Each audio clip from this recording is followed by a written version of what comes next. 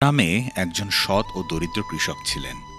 তিনি দুধ থেকে দই ও মাখন তৈরি করে বাজারে বিক্রি করতেন।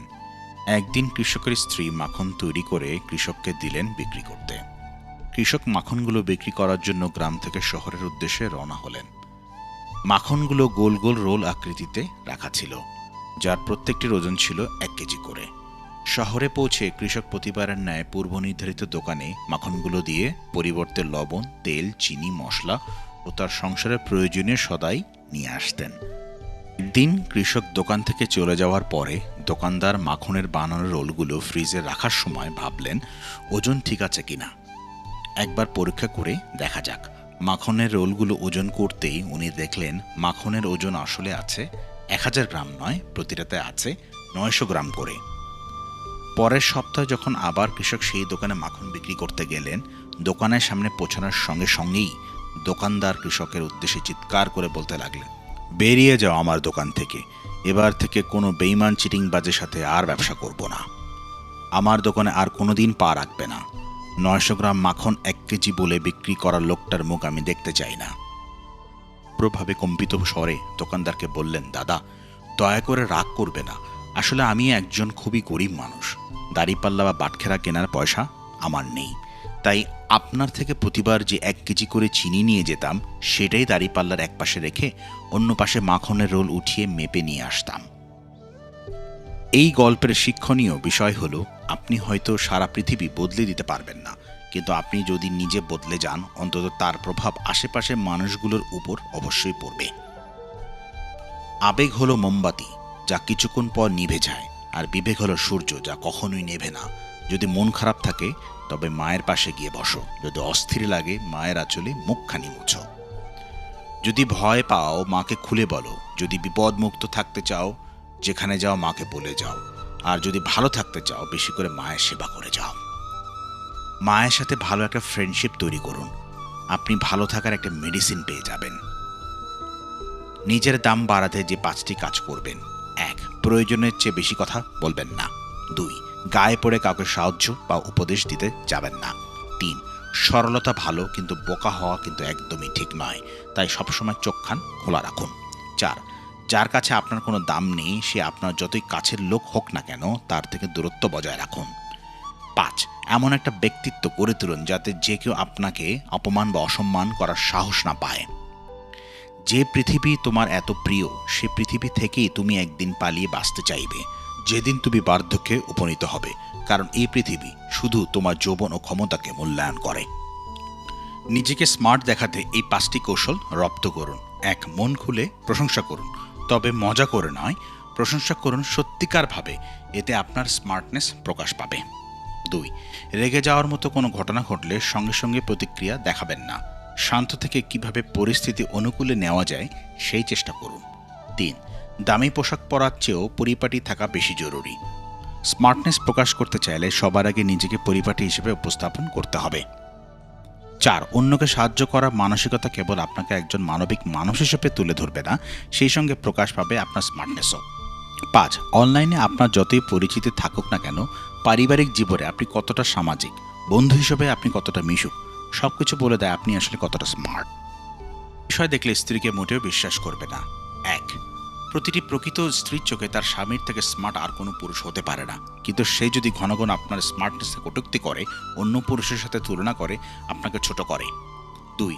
একান্ত মুহূর্তে আপনার ডাকে সাড়া না দেয়, আর দিলেও যদি আপনার মনে হয় এতে তার আগ্রহ নেই, এমনটা যদি নিয়মিত চলতে থাকে। 3 ধরনের বন্ধু বেছে নাও। 1. যার কথা আপনার জ্ঞান বৃদ্ধি করে। 2. যার উপস্থিতি আপনাকে রবের কথা স্মরণ করিয়ে দেয়। 3. যার কাজকর্ম আপনাকে আখিরাতের কথা মনে করিয়ে দেয়। পুরুষেরা সর্বদা খুশি থাকার 8টি কারণ: 1. ফোনে কথা মোটে 30 সেকেন্ড। 2. 5 দিনের যাত্রায় মাত্র 2টা প্যান্টই যথেষ্ট। 3. নিমন্ত্রণ না করলেও বন্ধুত্ব সারা জীবনের জন্য অটুট থাকে। 4. সারা জীবন হেয়ারস্টাইল প্রায় একই ধরনের থাকে। 5. যে কোনো শপিংয়ের জন্য 20 মিনিটই যথেষ্ট। 6. অন্যের জামাকাপড় দেখে কোনো দিনও হিংসা করে না। 7. কোনো প্রকার বাহানা বা ন্যাকামি করে না, সোজাসাপটা জীবনশৈলী। আজকের পরা কাপড় আগামীকালের অনুষ্ঠানেও পরেও দিব্যি কাটিয়ে দেয়। অন্যের নাম বেচো না, তোমার রুমমেট ম্যাজিস্ট্রেট, সেটা রুমমেটের অর্জন, তোমার নয়। তোমার ক্লোজ বড় ভাই এএসপি, এটা বড় ভাইয়ের অর্জন, তোমার নয়। তোমার বন্ধু অনেক বড় লিডার, এটা বন্ধুর অর্জন, তোমার নয়। অন্য কারোর অর্জনকে নিজের ভেবে অহংকার দাম্ভিকতা করতে নেই। পায়ের নিচে মাটি না থাকলে এ পৃথিবীতে কেউ কারো নয়। মানসিক শান্তি পেতে 7 শ্রেণীর মানুষকে এড়িয়ে চলুন। 1. যে মানুষেরা অন্যের ব্যক্তিগত বিষয় নিয়ে গল্প করে। 2. যে মানুষেরা সবসময় নেতিবাচক চিন্তা করে। 3. যে মানুষেরা সবসময় নিজের সমস্যার কথা বলে। 4. অন্যের সমস্যার কথা শোনার যাদের আগ্রহ নেই। 5. অলস মানুষেরা নিজের কর্মবিমুখ, তাই এই ধরনের মানুষের সাথে থাকলে আপনাকেও আলসেমি পেয়ে বসবে। 6.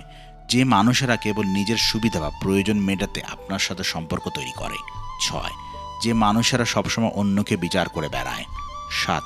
যে মানুষদের কখনোই বিপদে পাশে পাবেন না, যারা সবসময় নিজেদের নিয়ে ব্যস্ত থাকে। কেন 25 বছর বয়সের আগেই বিয়ে করা উচিত? অল্প বয়সে বিয়ে করার ফলে দ্রুত সন্তান নেওয়ার চাপ আসবে না। সন্তান জন্মের পর তাদের পড়াশোনা নিয়ে প্রথম থেকে ভাবতে হবে না। স্বামী স্ত্রী দুজন প্রেমিক প্রেমিকা হয়ে ঘুরে বেড়াতে পারবেন। কাউকে ভালোবাসার অনেক পথ আছে, কিন্তু তাকে ভোলার কোনো পথ নেই। হাতের আঘাত শরীরে লাগে, তবে কথার আঘাত মনে লাগে। কাউকে বোকা বানিয়ে নিজেকে বেশি চালাক মনে করো না। মনে রাখবে, সে তোমাকে বিশ্বাস করেছিল, তাই তুমি তাকে বোকা বানাতে পেরেছ। বয়স বাড়ে, আয়ু বাড়ে, হাসির দৈর্ঘ্য ছোট হয়, সম্পর্ক মরে, স্মৃতি গড়ে, এরই নাম জীবন বোধ হয়। নিজে থেকে কথা বলা একবার বন্ধ করে দেখো, দেখবে অনেক আপনজন পর হয়ে যাবে, আসলে কেউ আপন নয়। নিজের লক্ষ্যের উপর জেদ রাখো, সাফল্য একদিন ঠিকই পাবে। গুণীজন সত্যি বলেছেন, জীবনটা হলো লাটিমের মতো, যতক্ষণ একটানা চলবে সবাই আগ্রহ নিয়ে দেখবে, যখনই থেমে যাবে তখনই সবাই মুখ ফিরিয়ে নেবে। জন্মের পর মৃত্যুটা কেবল সময়ের ব্যাপার, আর মৃত্যুর পর সকলের অন্তরে বেঁচে থাকাটা যার যার কর্মের ব্যাপার। চশমার পাওয়ার পরিবর্তন করলে দৃষ্টি স্বচ্ছ হয় হয়তো, কিন্তু দৃষ্টিভঙ্গি স্বচ্ছ করতে গেলে মানসিকতার পরিবর্তন আনা দরকার।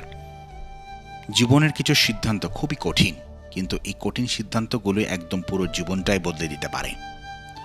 কাউকে জোর করে ধরে রাখতে নেই, জোর করে কাউকে ধরে রাখলে তার কাছে ছোট হয়ে থাকতে হয়। যে চলে যেতে চায় তাকে সামনে এগিয়ে দিয়ে আসা উচিত। যে থাকার সে এমনিতেই থাকবে, জোর করে ধরে রাখতে হবে না। আর যে থাকার না, তাকে জোর করে ধরে রাখলেও সে একদিন চলে যাবে।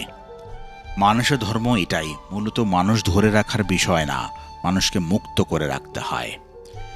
যে মানুষটাকে আপনার জোর করে ধরে রাখতে হয়, সে মানুষটা আপনার জন্য নয়, কারণ যে আপনার থাকে কখনো তাকে জোর করে ধরে রাখতে হবে না। মানুষটাকে আপনি ছেড়ে দিলেও সে আপনারই থেকে যাবে, আর যাকে ধরে রাখতে হয় সেই মানুষটা আপনার জন্য ভুল মানুষ। মানুষকে চলে যাওয়ার সুযোগ করে দিন। সুযোগ পেয়ে যে চলে যায় সে আপনার কাছে সুযোগের জন্যই এসেছিল, আর যে হাজারটা সুযোগ পেয়েও থেকে যায় সে কখনোই আপনার কাছে সুযোগের জন্য আসেনি, বরং সবসময় আপনার সাথেই থাকতে এসেছে। তাকে রেখে দিন। একদিন হয়তো সব হবে, প্রিয় মানুষ হবে, লম্বা হবে প্রিয়জনের লিস্ট। অর্থবৃত্তি কমতি না থাকলেও খারাপ সময় কিছু কাছের মানুষের যত্ন করে কষ্ট দেওয়া, আর বাবার টাকা না থাকার কারণে যে মানুষগুলো তাকে একরকম মানুষই ভাবত না, ভুল হবে না কখনো তাদের ব্যবহারগুলো। মানুষের দাম বেড়ে যায় কখন জানেন? যখন আপনি তাকে আপন ভেবে গুরুত্ব দেবেন। আপনাকে সে এমন ভাব দেখাবে যেন তার কাছে আপনার কোনো মূল্যই নেই। খারাপ সময় হয়তো সারা জীবন থাকে না, কিন্তু খারাপ সময়ের কিছু মানুষের ব্যবহার সারা জীবন মনে থেকে যায়। কাউকে আবেগের ভালোবাসা দিও না, মনের ভালোবাসা দিও, কারণ আবেগের ভালোবাসা একদিন বিবেকের কাছে হেরে যাবে, আর মনের ভালোবাসা চিরদিন থেকে যাবে। আপনার পরিচিত বা আত্মীয় স্বজনদের ব্যবহার কিংবা তাদের কাছে আপনি কতটুকু মূল্যায়ন পাবেন তা নির্ভর করে আপনার বাবার টাকার উপর। একটা কথা জানেন তো, পাশে থাকলেই কিন্তু সবাই আপন হয় না।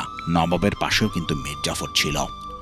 তোমার জন্য মা যে খাবার বানায় সেটি খারাপ না বলে তার কদর করো, কারণ কিছু কিছু মানুষ খেতে পায় না, আর কিছু মানুষের খাবার বানিয়ে দেওয়ার জন্য মা থাকে না। জীবনে কার কার সাথে তোমার দেখা হবে সেটা ঠিক করবে সময়, কার কার সাথে সম্পর্ক রাখবে সেটা ঠিক করবে তোমার মন। কে কে তোমাকে মনে রাখবে সেটা ঠিক করবে তোমার ব্যবহার। কাউকে সারা জীবন কাছে পেতে চাও, তাহলে প্রেম দিয়ে নয়, বন্ধুত্ব দিয়ে আগলে রাখো। কারণ প্রেম একদিন হারিয়ে যাবে, কিন্তু বন্ধুত্ব কোনোদিন হারায় না। ভেবেচিন্তে রাগ করো, কারণ বর্তমানে রাগ ভাঙানোর আর ভুল করে ক্ষমা চাওয়ার রেওয়াজ প্রায় শেষ হয়ে গেছে। খুব সহজে যারা মানুষকে আপন করে নেয়, পৃথিবীতে তারাই সবচেয়ে বেশি কষ্ট পায়।